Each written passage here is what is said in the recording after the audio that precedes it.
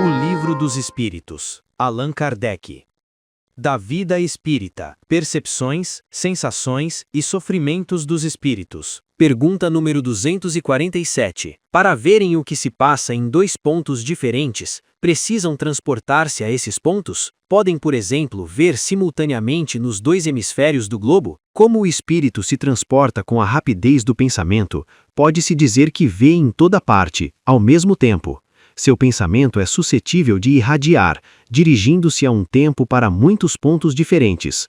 Mas esta faculdade depende de sua pureza. Quanto menos puro é o espírito, tanto mais limitada tem a visão.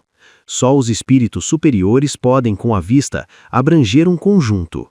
No espírito, a faculdade de ver é uma propriedade inerente à sua natureza e que reside em todo o seu ser, como a luz reside em todas as partes de um corpo luminoso.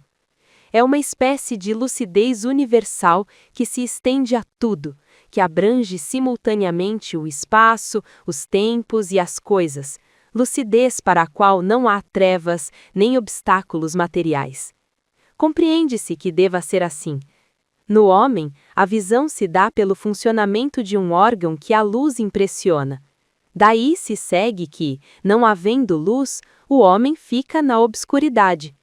No espírito, como a faculdade de ver constitui um atributo seu, abstração feita de qualquer agente exterior, a visão independe da luz. Veja-se, Ubiquidade, número 92.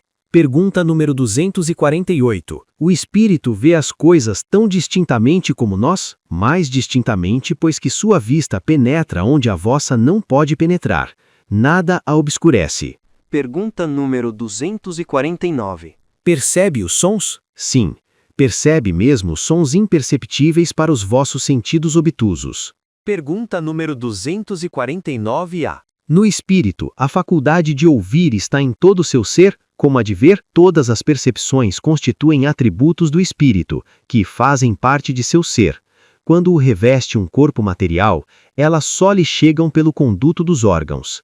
Deixam, porém, de estar localizadas, se achando ele na condição de espírito livre. Pergunta número 250. Constituindo elas atributos do próprio espírito, será-lhe possível subtrair-se às percepções? O espírito unicamente vê e ouve o que quer. Dizemos isto de um ponto de vista geral, e em particular, com referência aos espíritos elevados, porque os imperfeitos muitas vezes ouvem e veem, a seu malgrado, o que lhes possa ser útil ao aperfeiçoamento. Pergunta número 251. São sensíveis os espíritos à música? Aludes à vossa música, que é ela comparada à música celeste, a esta harmonia de que nada na terra vos dá de ideia. Uma está para a outra, como o canto do selvagem para uma doce melodia. No entanto, espíritos vulgares podem experimentar certo prazer em ouvir a vossa música, por não lhes ser dado ainda compreenderem outra mais sublime. A música possui infinitos encantos para os espíritos, por terem eles muito desenvolvidas as qualidades sensitivas. Refiro-me à música celeste, que é tudo que há de mais belo e delicado, que a imaginação espiritual pode conceber. Pergunta número 252. Os espíritos são sensíveis às belezas naturais? Tão diferentes são as belezas naturais dos mundos que longe estamos de as conhecermos. Sim, os espíritos são sensíveis a essas belezas, de acordo com as aptidões que tenham para apreciar e compreender. Para os espíritos elevados, há belezas de conjunto, que, por assim dizer, apagam as de particularidades. Pergunta número 253. Os espíritos experimentam nossas necessidades e sofrimentos físicos? Eles os conhecem, porque os sofreram, mas não os experimentam materialmente, como vós outros. São espíritos. Pergunta número 254. Os espíritos sentem fadiga e a necessidade do repouso? Eles não podem sentir a fadiga tal como a entendeis. Consequentemente, eles não precisam de repouso corporal, pois não possuem órgãos cujas forças devam ser reparadas. Mas o espírito repousa no sentido de não estar em uma atividade constante. Ele não age de maneira material. Sua ação é toda intelectual e seu repouso todo moral.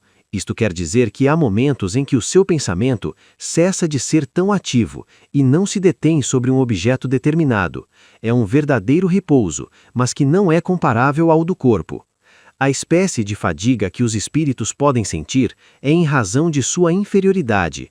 Quanto mais elevados são eles, tanto menos o repouso lhes é necessário.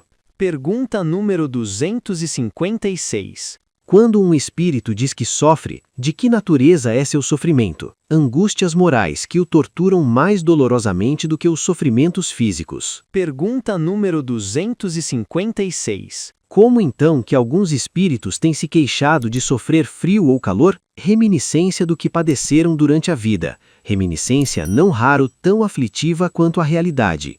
Muitas vezes, no que eles assim dizem, apenas há uma comparação mediante a qual, na falta de coisa melhor, procuram exprimir a situação em que se acham. Quando se lembram do corpo que revestiram, têm a impressão semelhante à de uma pessoa que, havendo tirado o manto, que a envolvia, julga, passado algum tempo, que ainda o traz sobre os ombros.